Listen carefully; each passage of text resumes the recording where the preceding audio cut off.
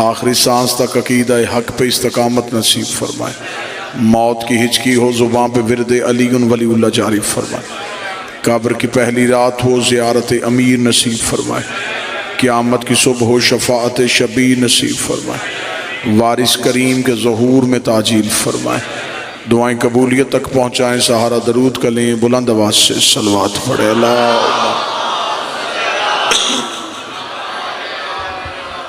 اجازت ہے ذکر شروع کیا جا سکے۔ اللہ کا کام ہے دین بنانا، نبی کا کام ہے دین پہنچانا، اور امام کا کام ہے دین بچانا۔ دین اللہ بناتا ہے، پہنچاتا اس کا رسول ہے، بچاتا اس کا امام ہے۔ دین بھی اللہ بناتا ہے، نبی بھی اللہ بناتا ہے، امام بھی اللہ بناتا ہے۔ بندوں کا بنایا دین بھی ٹھیک نہیں ہوتا، بندوں کا بنایا نبی بھی ٹھیک نہیں ہوتا، تو بندوں کا بنایا امام بھی ٹھیک نہیں ہوتا۔ بندوں کے بنائے دین میں بھی غلطی، بندوں کے بنائے نبی میں بھی غلطی، بندوں کے بنائے امام میں بھی غلطی۔ مذہب اسلام کے فرقوں میں سے ایک فرقہ نہیں بلکہ مذہب اسلام میں مذہب جعفریہ، اسلام ہی کو شیعہ کہتے ہیں، شیعہ ہی کو اسلام کہتے ہیں۔ میں اسے اسلام کا فرقہ نہیں کہوں گا، یہ مذہب ہے جو نبی کے دور سے زندہ تھا اور اب تک زندہ چلا رہا ہے۔ میں ملت تشیع کی ترجمانی کرتے ہوئے ببانگ دوحل منبر سے یہ اعلان کروں گا، مسجد سے لے کے خانہ کعبہ کے صحن تک ہم دیوار کعبہ پہ ہاتھ رکھ کے اعلان کرنے کے لیے تیار ہیں، ہم نے 12 مانے ہیں، بنائے نہیں ہیں۔ بادشاہ حسین عزت عطا فرمائے۔ ہم نے جنہیں مانا ہے، ہم نے انہیں مانا ہے، ہم نے انہیں بنایا نہیں۔ ہمارے 12 ائمہ میں سے ایک بھی ہمارا بنایا ہوا نہیں، بنائے اللہ نے، ہاں ہم نے صرف مانے ہیں۔ دین میں امام کی ضرورت بڑی ہے، دین میں امام کی اہمیت بڑی ہے۔ وجہ کیا ہے؟ میں وجہ پڑھ دیتا ہوں۔ اللہ قرآن میں ہمیں کہتا ہے نماز پڑھو، میرے مالک کیسے؟ فرمایا جیسے میرا نبی پڑھتا تھا۔ متوجہ صاحبان ہیں مکمل؟ خدا حکم کرتا ہے نماز پڑھو۔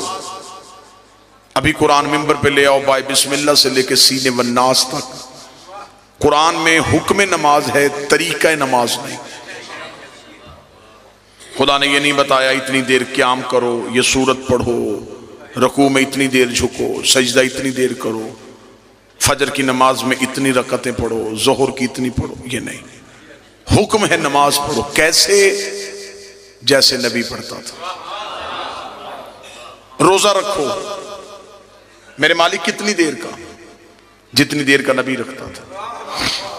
زکوٰۃ دو، میرے مالک کتنی؟ جتنی میرا نبی دیتا تھا۔ کعبے کے چکر کاٹو، طواف کرو، میرے مالک کتنی دفعہ چکر لگائیں؟ جتنے میرے نبی لگاتا تھا۔ خدا نے ہمیں پورے دین میں نبی کا محتاج کر دیا۔ نبی کی اطاعت کے بغیر نہ نماز پڑھی جا سکتی ہے، نبی کی اطاعت کے بغیر نہ روزہ رکھا جا سکتا۔ اب ہم بہت بعد میں آنے والے لوگ ہیں، ہمیں کون بتائے گا کہ نبی کیسے پڑھتے تھے؟ قرآن نے تو حکم دیا ہے۔ جب حدیث کی کتابوں میں آئے تو کسی امام نے کوئی حدیث لکھی، کسی نے کوئی حدیث لکھی، کسی نے کوئی حدیث لکھی۔ ہر ایک نے اپنے امام کے کہنے پہ نماز کا طریقہ بدل دیا۔ کسی نے یہاں ہاتھ رکھ لیے، کسی نے یہاں ہاتھ رکھ لیے، کسی نے یہاں ہاتھ رکھ لیے۔ یہ جھگڑا قرآن کا نہیں تھا، امام کا تھا۔ یہ لڑائی قرآن نے شروع نہیں کی، امام نے شروع کی ہے۔ یہاں ہاتھ باندھنے والا نیچے کرنے کو تیار نہیں، نیچے ہاتھ باندھنے والا اوپر کرنے کو تیار نہیں، کھولنے والا باندھنے کو تیار نہیں، باندھنے والا کھولنے کو تیار نہیں۔ ہر بندہ کہتا ہے میری نماز ٹھیک ہے، میری نماز ٹھیک ہے، میری نماز ٹھیک ہے۔ یہ لڑائیاں بعد میں کریں گے، نماز کس کی ٹھیک ہے پہلے یہ پتہ کرتے ہیں امام کس کا ٹھیک ہے۔ جو بول سکے وہ ہاتھ اٹھائے۔ پہلے یہ طے کرتے ہیں کہ امام کس کا ٹھیک ہے۔ جس کا امام ٹھیک اس کی نماز ٹھیک، بسم اللہ سے، جس کا امام ٹھیک اس کا روزہ ٹھیک، کیونکہ امام معیار ہے عبادت کا۔ جنگ صفین اویس کرنی نے اپنے نوکر سے کہا مجھے وضو کے لیے پانی دے. وضو کا برتن نوکر کے ہاتھ میں تھا، یا ادھر سے جنگ کا تبل بچ گیا. وہی اویس جس نے کہا تھا مجھے وضو کا پانی دے، اسی اویس کی آواز ہے جلدی کر، گھوڑے پہ زین رکھ. اسے کہا حضور کدھر؟ فرمایا جنگ کے لیے. سرکار مسلح بھی جا کے آیا ہوں. فرمایا شرم نہیں آ رہی؟ نماز تو جنگ کے لیے جا رہی ہے. اسے خبر تھی میں امام کو چھوڑ کے عبادت کروں گا تو اللہ عبادت کو قبول ہی نہیں کرے.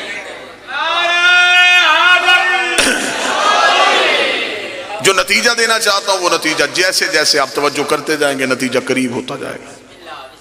اب یہ کون بتائے کہ نبی نماز کیسے پڑھتے تھے؟ مذہب اسلام کے مختلف فرقے، ہر فرقے کا ایک ایک امام. جھگڑا ختم ہو سکتا ہے، لڑائی بہت آسانی سے ختم ہو سکتی ہے. جس نے جو امام لے کے آنا ہے ہم ماننے کے لیے تیار ہیں، لیکن کوئی اپنا امام نام سامنے رکھ کے بتائے کہ کیا اس کے امام نے نبی کو نماز پڑھتے دیکھا ہے؟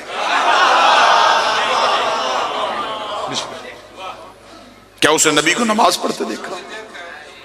لیکن جب ہم نے ان آئمہ کی ہسٹری پڑھی تو کوئی 70 سال بعد آیا، کوئی 80 سال بعد آیا، کوئی 95 سال بعد آیا، ایک سب سے آخر میں جو ہے وہ 125 سال بعد آیا.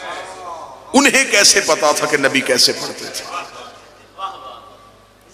اب اس کا مطلب ہے مذہب اسلام کے جتنے فرقے ہیں انہوں نے جن اماموں سے پوچھا ان اماموں نے مصطفیٰ کو دیکھا نہیں، انہوں نے مصطفیٰ سے مذہب کو سنا اور سن کے آگے بتایا. اب ہم سے پوچھو کہ ہم شیعہ ہاتھ کھول کے نماز پڑھتے ہیں، ہم شیعہ روزے کا وقت ایسا کیوں رکھتے ہیں؟ ہم سے پوچھو کہ ہم نے دین کہاں سے لیا ہے؟ عزت قرآن کی قسم ہے ہم نے کسی سے سن کے نہیں لیا.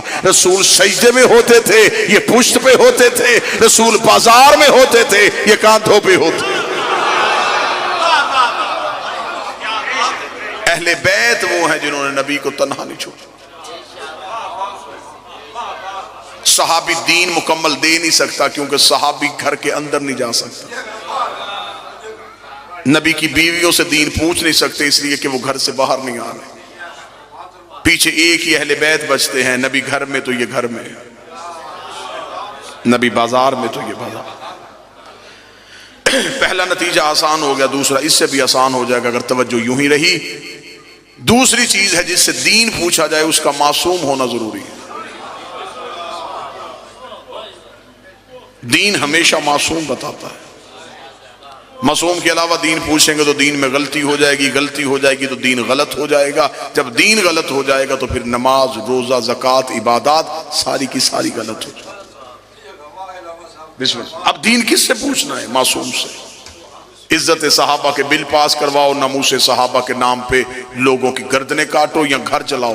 کوئی مولوی میری آنکھوں میں آنکھیں ڈال کے بتائے صحابہ کی عزت ہے، اطاعت نہیں ہے. عزت ہے، اطاعت نہیں.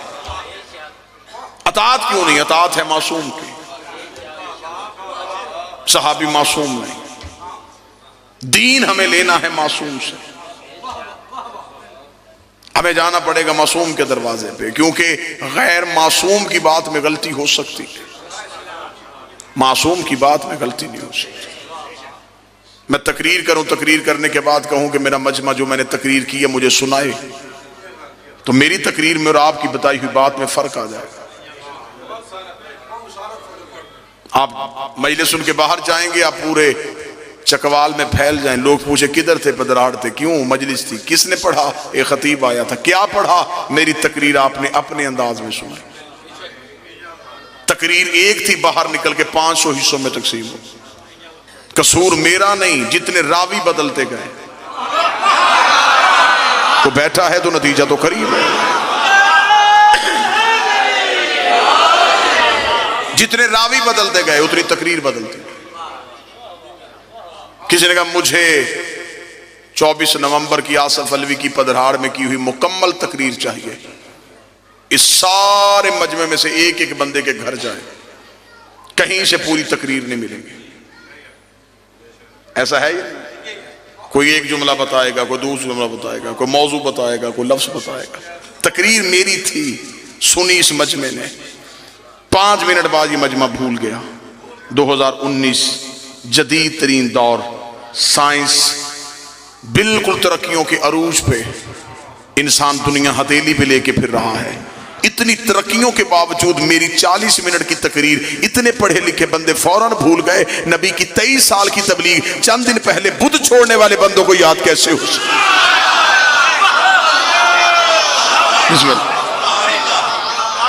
آپ میری بتائی ہوئی تقریر میں فرق ڈال سکتے ہیں، تو کیا انہوں نے نبی کی بات میں فرق نہیں ڈالا؟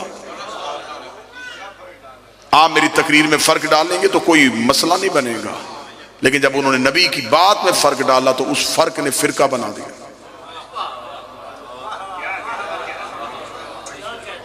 ایک فرقہ ادھر ہو گیا، ایک فرقہ ادھر ہو گیا، ایک فرقہ ادھر ہو گیا۔ یہ فرقے نبی نے نہیں بنائے، یہ فرقے راویوں نے بنائے، اماموں نے بنائے۔ امام بتاتے گئے، امام نے کہا نہیں ایسے کرتے تھے، وہ جو فرق تھا اس نے فرقہ بنایا۔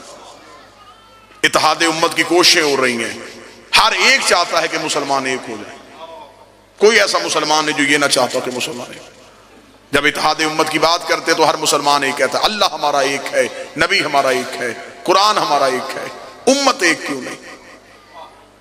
یہ سوالیہ نشان وہ مجمع میں چھوڑ کے چلا جاتا ہے، جواب نہیں دیتا۔ جواب میں دیتا ہوں، اللہ ہمارا ایک ہے، نبی ہمارا ایک ہے، قرآن ہمارا ایک ہے، ہم ایک اس لیے نہیں کہ ہمارا امام ایک نہیں۔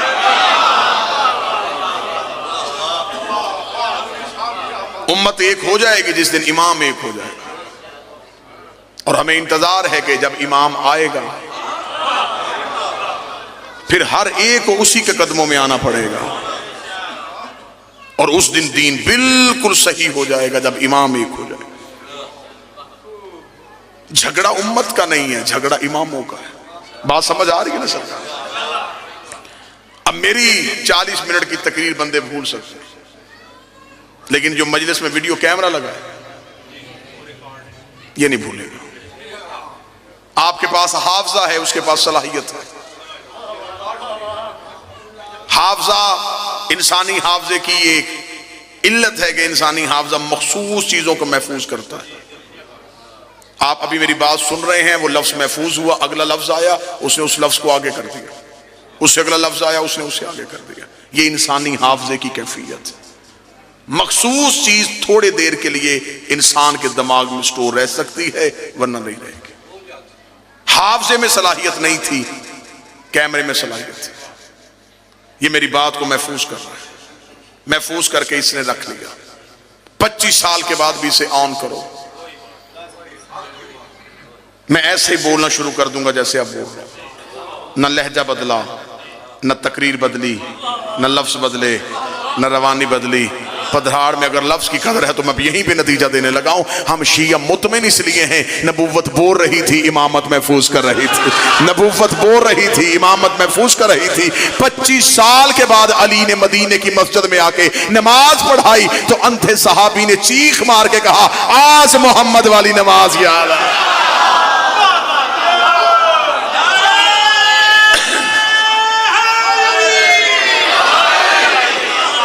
آج ہمیں نماز مصطفیٰ یاد آ گئی، آج ہمیں محمد کی نماز یاد آئی۔ کیوں؟ اس لیے کہ امامت میں غلطی نہیں تھی۔ زمیندار ذمہ دار زیرک چہرے میرے سامنے تشریف فرما ہے، خلافت والوں کے گھر میں لڑائی دکھا سکتا ہوں، امامت والوں کے گھر لڑائی نہیں۔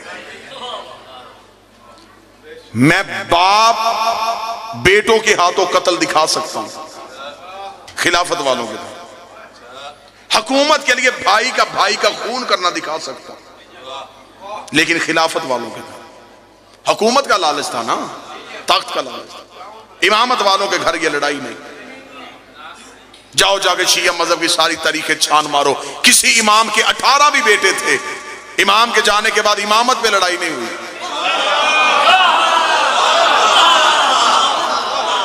کہ اس امام کے گھر میں امام کے بیٹوں نے تلواریں نکال لی ہو کہ نہیں میں امام بنوں گا، دوسرے کا میں امام بنوں گا، تیسرے کا میں امام بنوں گا۔ امامت والوں کے گھر لڑائی کیوں نہیں ہوئی؟ اس لیے کہ انہیں پتا تھا امام ہم نے نہیں بنانا، امام اللہ نے بنانا ہے۔ تو پھر فیصلہ امت کیوں نہیں کرتی؟ جب امام کے بیٹے امام نہیں بنا سکتے تو غلام کے بیٹے امام کیسے بنا سکتے؟